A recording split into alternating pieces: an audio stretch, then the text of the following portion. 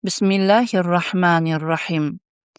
Rizqingiz keng bo'lishi uchun va xor bo'lishlikdan saqlanish uchun ushbu duoni o'qing.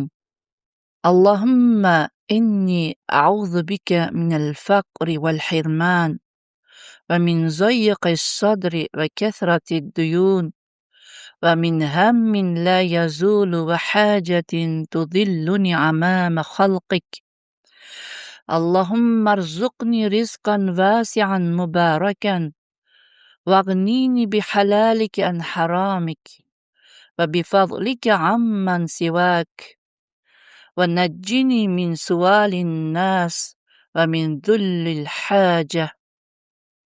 اللهم اجعل يدي دائما هي العليا بالعطاء ولا تجعلني يوما محتاجا إلا إليك وأبدل فقري غنى والضعف قوة وخوف طمأنينة بفضلك ورحمتك يا أرحم الراحمين.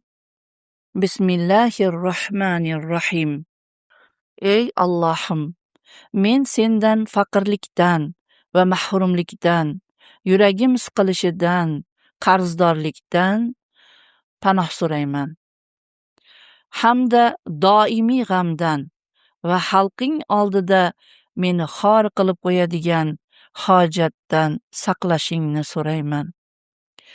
Ey Allohim, menga barokatli, keng rizq bilan rizqlantir va meni o'z halollaring bilan kifoyalantirginki, haromlaringdan behojat qil va o'z fazli karaming bilan o'zingdan o'zgalardan behojat qil va meni odamlardan so'rovchi bo'lishimdan va hojatim tushib xor bo'lishimdan najot ber.